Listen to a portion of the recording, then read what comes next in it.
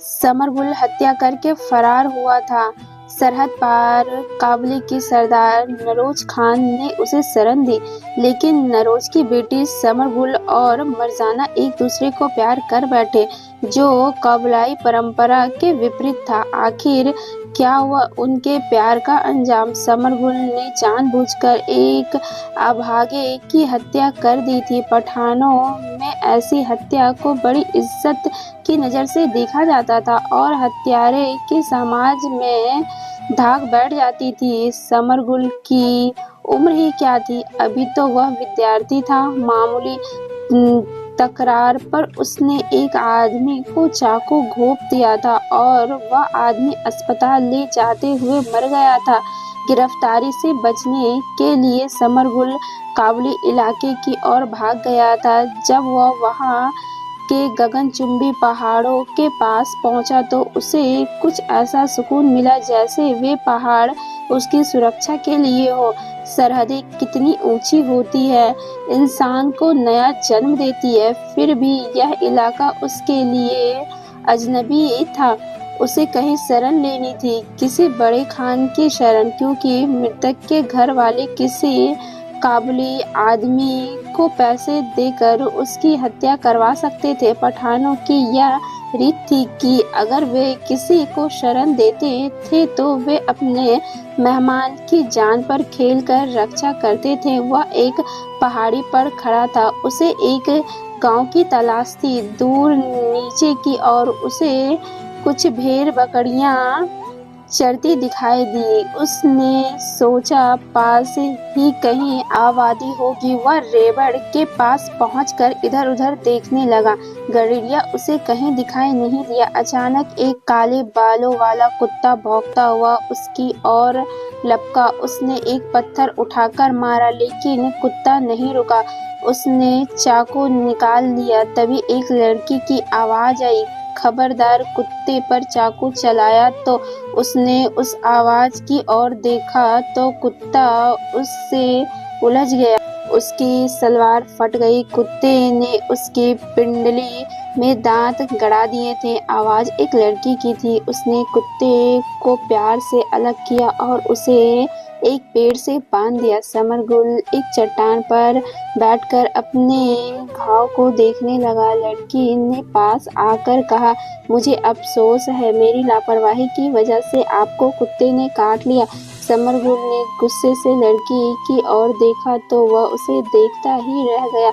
वह बहुत सुंदर लड़की थी। उसकी शरबती आंखों में शराब जैसे नशा था। लड़की ने पिंडली से रिसता हुआ खून देखा तो भागकर पानी लाई और उसका खून साफ किया। फिर अपना दुपट्टा फाड़कर उसे जलाया और समर के घाव पर उसकी राख रखी, जिससे खून बंद हो गया। समरगुल उस लड़की की बेचैनी और तड़प को देखता रहा। खून बंद हो गया तो वह खड़ी हो गई। कोई बात नहीं, समरगुल ने मुस्कुराते हुए कहा। कुत्ते ने अपनी ड्यूटी की और इंसान ने अपनी ड्यूटी। अजनबी लगते हो आप, लड़की ने कहा तो उसने अपनी पूरी कहानी उसे सुना दी। अच्छा, तो आप फरार होकर आए हैं। मैं बाबा को आपकी कहानी सुनाऊंगी तो वह खुश होंगे, क्योंकि काफी दिन बाद हमारे घर में किसी फरारी के आने की चर्चा होगी। मलिक नौरोज खान एक जिंदा-दिली इंसान था। 70-75 साल की उम्र होने पर भी स्वस्थ और ताकतवर जवान लड़कों जैसा। बड़ा बेटा शहजाद खान सरकारी नौकरी में था, जबकि छोटा बेटा शहबाज खान, जिसे सब प्यार से बाजू कहते थे, बड़ा ही खिलदंडा और नटखट था। वह बहन ही की तरह सुंदर और प्यारा था। बेटी की जुबानी समरगुल की कहानी सुनकर नरोज ने सोचा कि इतनी कम उम्र का बच्चा हत्यारा कैसे हो सकता है। फिर भी उसके लिए अच्छे-अच्छे खाने बनवाए गए। उसे घर में रख लिया गया। कुछ दिन के बाद समरगुल ने सोचा, कब तक मेहमान बनकर इनके ऊपर बोझ बनूंगा, इसीलिए कोई काम देखना चाहिए। उसने नरोज खान से बात करना ठीक नहीं समझा। के लिए उसे मरजाना से बात करना ठीक लगा। हाँ, उस लड़की का ही नाम मरजाना था। अगले दिन सुबह उसने मरजाना से कहा, बात यह है कि मुझे लकड़ी काटना नहीं आता, हल चलाना नहीं आता। मैंने सोचा कि रेवट तो चरा सकता हूँ, मुफ्त की रोटी खाते मुझे शर्म आती। यह काम भी तुमसे नहीं होगा, तुम इस काम के लिए पैदा ही नहीं हुए हो। मुझे तो हैरानी है कि तुमने हत्या कैसे कर दी। तुम ऐसे ही रहो, तुम्हें मुफ्त की रोटी खाने का ताना कोई नहीं देगा। अगर मुझे सारा जीवन फरारी बनकर रहना पड़ा तो मैं बाबा से बात करूंगी, वह भी यही कहेंगे जो मैंने कहा है। इतना कहकर वह रेवट लेकर चली गई और समरगुल उसे जाते हुए देखता रहा। हकीकत जानकर नौरोज ठहाका मारकर हंसा और समर से बोला, फरारी बाबू, मैंने तुम्हारे लिए काम ढूंढ लिया है। तुम बाजू को पढ़ाया करोगे। यह काम उसके लिए बहुत अच्छा था। अगले दिन से उसने न केवल बाजू को बल्कि गांव के और बच्चों को इकट्ठा करके पढ़ाना शुरू कर दिया। शाम के समय चौपाल लगती थी। गांव के सब बूढ़े बच्चे इकट्ठे हो जाते हैं। समरगुल भी चौपाल पर चला जाता था। वहाँ कोई कहानी सुनाता, कोई चुटकुले और कोई शेरो शायरी। यह सभा आधी आधी रात तक जमी रहती थी। रात को लौटकर समरगुल जब दरवाजा खटखटाता तो मरजाना ही दरवाजा खोलती, क्योंकि मलिक नौरोज खान ऊपर के माले पर सोता था। समरगुल को यहाँ आए हुए 2-3 महीने हो गए थे, लेकिन मरजाना से उसकी बात नहीं हो पाई थी, क्योंकि वह उससे डरा डरा सा रहता था। वह समर से हंसकर पूछती, आ गए? वह उसे सिर झुकाकर जवाब देता, लेकिन एक पल के लिए भी वहाँ नहीं रुकता था और अपने कमरे में जाकर लेट जाता था। वह बिस्तर पर भी मरजाना के बारे में सोचता रहता था। मरजाना का व्यवहार सदैव उसके प्रति प्यार भरा होता था, लेकिन अब वह उसकी तरफ और भी ज्यादा ध्यान देने लगी थी। एक रात जब वह आया तो मरजाना ने रोज की तरह कहा, आ जाओ। वह कुछ नहीं बोला और खड़ा रहा। दोनों के ही दिल तेजी से धड़क रहे थे। दोनों ने एक अनजानी सी खुशी और डर अपने अंदर महसूस किया। मरजाना ने धीरे से कहा, अंदर आ जाओ। वो अंदर आ गया। मरजाना ने दरवाजा बंद करके कुंडी लगा दी। फिर भी वह वहीं खड़ा रहा। मरजाना भी वहीं खड़ी उसे निहारती रही। फिर धीरे से बोली, जाओ सो जाओ। वह चला गया, लेकिन मरजाना वहीं खड़ी रही। उसके अंग अंग एक अनोखी मस्ती से बहक रहा था, साथ ही दिल भी एक अनजानी खुशी से भर गया था। समरगुल अपने कमरे में पहुंचा तो उसकी आंखों में खुशी के आंसू आ गए। वह बार बार होठों ही होठों में दोहरा रहा था, जाओ सो जाओ। मरजाना का प्यार भरा स्वर उसकी आत्मा को झिझोड़ गया था। वह भावुक हो गया और सिसकियां लेकर रोने लगा। वह खुशी के आंसू थे। उसकी हालत एक बच्चे जैसी हो गई थी। उसे यह एहसास डंक मार रहा था कि उसने किसी की हत्या की है। वह पहली बार दिल की गहराइयों से अपने किए पर लज्जित था। उसकी आत्मा पर पाप का बोझ आ पड़ा था। इस बोझ को उसने पहले महसूस नहीं किया था, लेकिन प्रेम की अग्नि ने उसे कुंदन बना दिया था। आज वह किसी का दुश्मन नहीं रहा। मरजाना अपने बिस्तर पर लेटकर अंदर ही अंदर खुश हो रही थी। ऐसी खुशी उसे पहली बार मिली थी। वह सोच रही थी कि जब मैंने दरवाजा बंद किया तो समर वहीं खड़ा रहा। वह चुपचाप था। उसकी खामोशी ने मुझे अंदर तक हिला डाला। क्या इसी को प्रेम कहते हैं? सोच रही थी कि क्या यही मीठा मीठा प्रेम का दर्द है, जिसके लिए दरखोई आदम खान के लिए मर गई थी और आदम खान दरखोई के लिए मारा था। गुल मकई मूसा खान के लिए मरी और मूसा खान गुल मकई के लिए। हाँ, यह सब प्रेम के लिए मर गए थे, लेकिन लोग प्रेम करने वालों के दुश्मन क्यों होते हैं? इतनी पवित्र चीज और खुशी से इंसानों को क्यों दूर रखा जाता है? लेकिन मेरी अंतरात्मा पवित्र है, मैंने कोई पाप नहीं किया।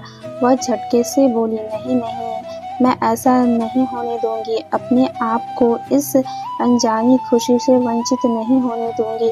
सुबह हुई तो मरजाना ने उजाले में वह सुंदरता देखी जो उसे पहले कभी दिखाई नहीं दी थी। समरगुल जग रहा था। वह उठा और उसने बाहर जाकर देखा। मरजाना रेवट लेकर जा चुकी थी। उसकी निगाहें हवेली की दरवाजे पर टिक गई। ऐसा लगा जैसे उसका बचपन यहीं गुजरा हो। तभी बाजू पास आकर बोला, गुल लाला चलो, सब बच्चे आपका इंतजार कर रहे हैं। आप अभी तक पढ़ाने नहीं गए? उसने बाजू को गोद में उठा लिया और उसे चूमने लगा। बाजू बोला, लाला इतना प्यार तो आपने मुझे कभी नहीं किया। उसने कहा, हाँ बाजू, मैंने कभी इतना प्यार नहीं किया, लेकिन दिल में तुम्हारे लिए बहुत प्यार रखता था। फिर वह उसे नीचे उतार कर बोला, बाजू जाओ, आज तुम सब छुट्टी कर लो। वह खुश होकर चला गया। गुल घर से रखी राइफल लेकर जंगल चला गया। मरजाना रेवट के पास डलिया बिन रही थी, साथ ही धीमे स्वर में गा रही थी। समरगुल चुपके से उसके पीछे खड़ा होकर उसका गाना सुनने लगा। मरजाना जो गा रही थी उसका सार कुछ इस तरह से था, तुम नहीं आए थे तो दिल में कोई हलचल नहीं थी। जीवन शान से अपनी डगर पर चल रहा था। तुम ना आते तो यह जीवन इसी तरह कट जाता, लेकिन तुमने अपनी सुंदर आंखों से मेरे दिल को जगमगा दिया है। तुमने यह क्या किया है? पलक झपकते ही मेरी दुनिया ही बदल डाले। बाप भाई माँ सबसे नाता टूट गया। या तुमने क्या किया? अब तुम मेरे खून में दौड़ने लगे। समरगुल चुपचाप सुनता रहा, फिर धीरे से बोला, मरजाना। वह एकदम चौंक पड़ी। उसके होंठ कांपने लगे। उसकी भूरी आंखें खुशी के आंसुओं से भर गई। समरगुल उसके आंसू पोंछते हुए बोला, तुम मुझे दूर पहाड़ियों में ढूंढ रही थी, लेकिन मैं यहाँ तुम्हारे दिल के पास खड़ा था।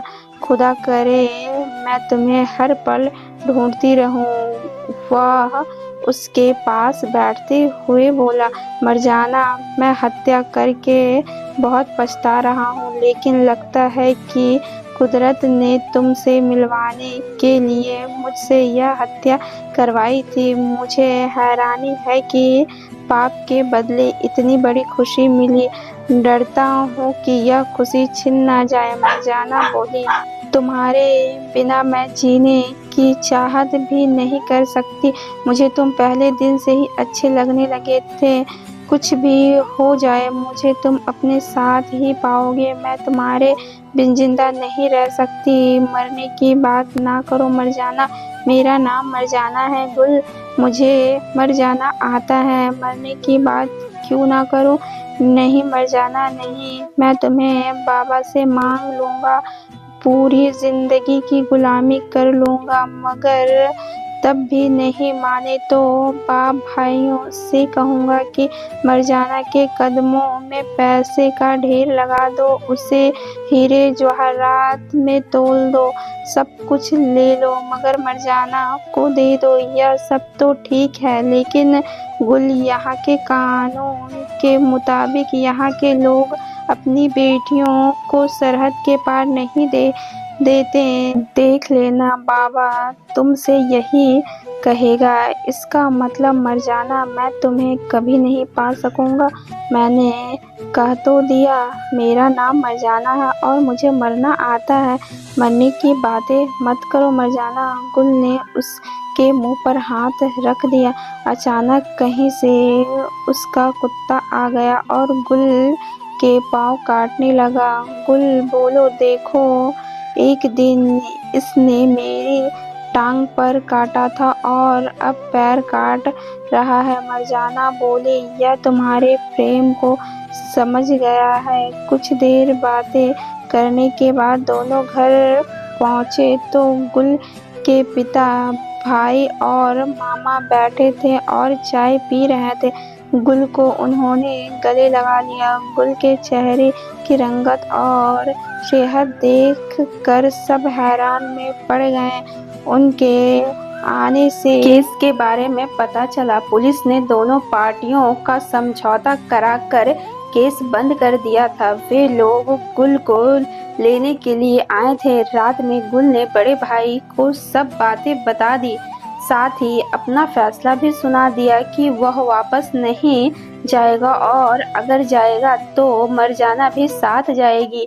उसकी बातें सुनकर उसका भाई परेशान हो गया। अंत में यह तय हुआ कि मरजाना के पिता से रिश्ता मांग लिया जाए। बहुत झिझक के साथ मरजाना के बाबा से उसके रिश्ते की बात की तो उसने कहा, देखो, मैं बहादुर आदमियों की इज्जत करता हूँ, घर में शरण भी देता हूँ, लेकिन सरहद पार का पठान कितना भी बड़ा क्यों ना हो, हमारे कबीले के सरदारों का मुकाबला नहीं कर सकता। मैं किसी ऐसे आदमी को दामाद नहीं बना सकता जो हमारे खून की बराबरी ना कर सके।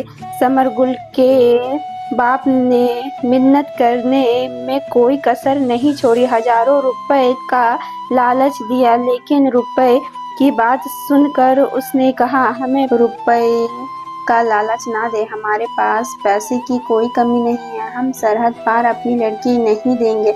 समरगुल ने यह बातें सुनी तो उसकी आंखों से नींद ही गायब हो गई। कुछ दिन पहले उसने जो ख्वाब देखे थे वे तिनके की तरह बिखर गए। इसका मतलब यह कि उसे बिना मरजाना के जाना होगा। अगली सुबह वे लोग अपने घर की ओर चल दिए। समरगुल ने आखिरी बार पीछे मुड़कर देखा, वह रोने लगा। उसके भाई ने उसे गले से लगा लिया।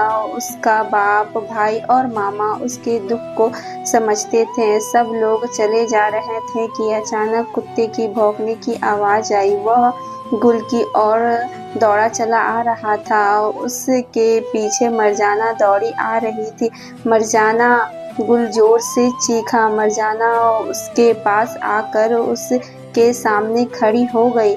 वह हाफते हुए बोली, मैंने कहा था ना, मेरा नाम मरजाना है, मुझे मरना आता है।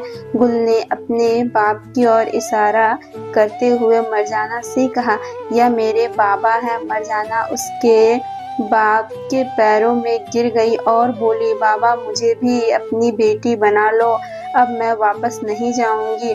समरगुल का बाप उसे देखकर भौंचक्का रह गया। उसने उसे उठाया और ध्यान से देखा। वह लड़की उसके बेटे के लिए अपना परिवार, अपना वतन, सब कुछ छोड़कर आ गई थी, लेकिन वह तुरंत संभल गया। उसने सोचा कि यह उस आदमी की बेटी भी तो है जिसने मेरे बेटे पर बड़े उपकार किए हैं। गुल के पिता ने उसके सिर पर हाथ रख कर कहा, बेटी, मैं तुम्हारी इज्जत करता हूँ, तुमने मेरे बेटे से प्यार किया है, तुम जैसी लड़की लाखों में भी नहीं मिलेगी, लेकिन बेटी, तुझे साथ ले जाकर मैं दुनिया को क्या मुंह दिखाऊंगा। लोग कहेंगे, सरहद के पठान का क्या यही किरदार होता है कि जिस थाली में खाया उसी में छेद करे। मरजाना गिड़गिड़ाई, बाबा, मैं वापस नहीं जाऊंगी, आपके साथ ही चलूंगी, यह सब दुनियादारी की बातें हैं। समरगुल के बाप ने मरजाना को गले से लगा कर कहा, बेटी, जरा सोचो, तुम अपने बाबा की इज्जत हो, अपने भाइयों की आन हो। जब दुनिया यह सुनेगी नरोजा खान की बेटी घर से भाग गई है तो तुम्हारे बाप के दिल पर क्या गुजरेगी। एक बाप के लिए यह बात मरने की बराबर होगी। उसने कहा, बाबा, रात मैंने कसम खाई थी कि जो रास्ता मैंने चुना है उससे पीछे नहीं हटूंगी। समरगुल ने बाप से कहा, बाबा मान जाइए, इसने कसम खा ली है। अगर यह मेरी नहीं हुई तो अपनी जान दे देगी और फिर मैं भी जिंदा नहीं रहूंगा। बाप चुप हो गया और समरगुल का भाई व मामा भी चुप रहे। लगता था मोहब्बत जीत गई थी। मरजाना का कुत्ता बारी बारी से सबको सूंघ रहा था, जैसे सबको पहचानने की कोशिश कर रहा हो। समरगुल के बाप ने भीगी आंखों से मरजाना को गले लगा लिया और उसके सिर पर हाथ रख दिया। शाम को इक्का दुक्का भेड़ें घर पहुंची, लेकिन उनके साथ मरजाना नहीं थी। कुत्ता भी गायब था। नरोज का दिल बैठा जा रहा था। कुछ ही देर में पूरे गांव में यह खबर फैल गई कि नरोज की लड़की मरजाना घर से भाग गई। अगले दिन तक आसपास के कबीलों में यह खबर पहुंच गई। दोस्त या दुश्मन, सबके लिए यह खबर दुख की थी। यह सवाल नरोज के घर की इज्जत का ही नहीं बल्कि पूरे कबीले की इज्जत का था। तक हर घर के हथियारबंद लड़के पहुंचने शुरू हो गए। कबीले का जिगरा, कबीले की संसद बुलाया गया और यह तय किया गया कि हर गांव से एक जवान चुना जाए और यह जवान चारों ओर फैल जाए। इन्हें हर हाल में मरजाना को लेकर आना होगा। जो जवान खाली हाथ सरहद पर वापस आता दिखाई दे, उसे तुरंत गोली मार दी जाए। इसीलिए 25 जवानों का दास्ता मालिक नरोज के नेतृत्व में रवाना हो गया। समरगुल के बाप ने अपने गांव पहुंचते ही समरगुल और मरजाना का निकाह कर दिया। अभी उनकी शादी को 1 हफ्ते भी नहीं बीता था कि उनके गांव को चारों ओर से घेर कर अंधाधुंध फायरिंग होने लगी।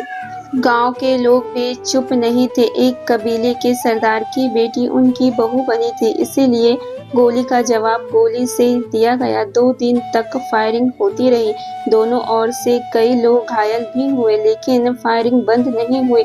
मरजाना के हाथों की मेहंदी का रंग अभी ताजा था, उनमें अभी तक महक थी। तीसरे दिन पुलिस की भारी कुमुक पहुंच गई और बहुत मुश्किल से फायरिंग पर काबू पाया गया, लेकिन नरोज घेरा तोड़ने को तैयार नहीं हुआ। पुलिस ऑफिसर ने सोचा, अगर इन पर सख्ती की गई तो यह कबीला मरने मारने पर तैयार हो जाएगा। पुलिस अधिकारी ने समझदारी से काम लेते हुए दोनों ओर के 4-4 जवानों को चुना और उनकी मीटिंग बैठा दी। समरगुल के बाप ने कहा, जो कुछ हुआ मुझे उसका खेद है।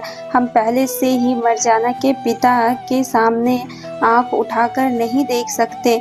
मैं उससे माफी मांगने के लिए भी पीछे नहीं हटूंगा।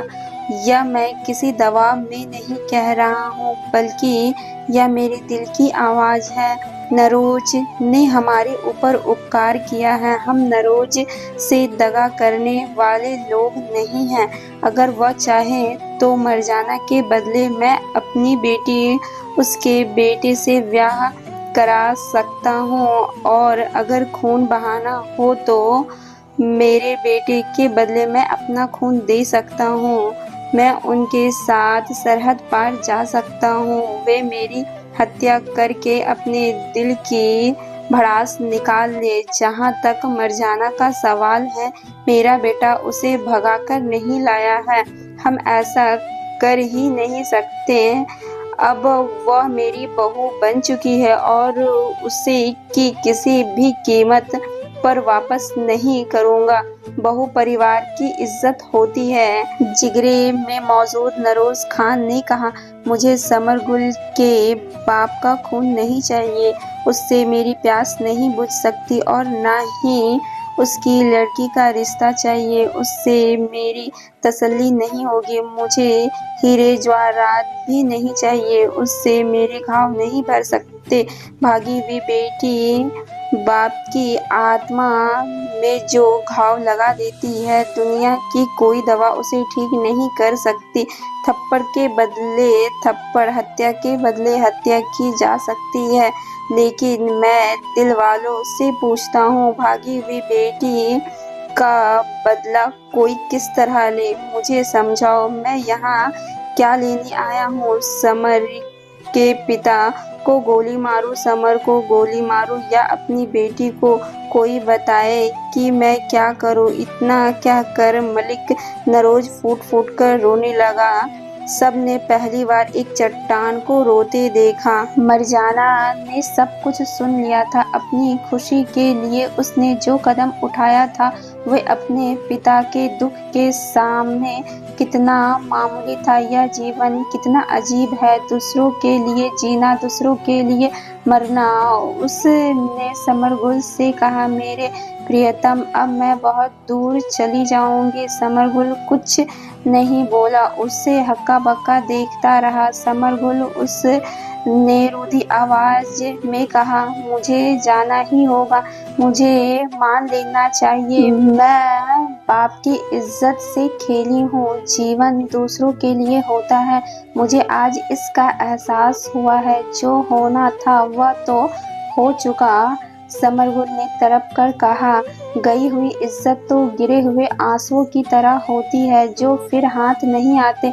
हाँ, इज्जत वापस नहीं आ सकती, लेकिन मैं उसका प्रायश्चित करना चाहती हूँ। मेरे जानम, तो तुम मरना चाहती हो? हाँ, मेरे बाप का कुछ तो बोझ हल्का होगा, उसकी आन बान को कुछ तो सहारा मिल जाएगा। उसने समर के सीने पर अपना सिर रखकर कहा, यह मेरी आखिरी फैसला है। समरगुल, मेरे बाबा से कह दो मैं उसके साथ जाने के लिए तैयार हूँ। जिगरे को बता दिया गया। समरगुल के बाप को बड़ी हैरत हुई, लेकिन मरजाना के बाप के चेहरे पर कोई प्रतिक्रिया नहीं हुई। उसने राइफल की गोलियां निकालकर फेंक दी। जंग खत्म हो गई। वे लोग मरजाना को लेकर चल दिए। पूरा गांव उदास था। आई थी तो गई ही क्यों?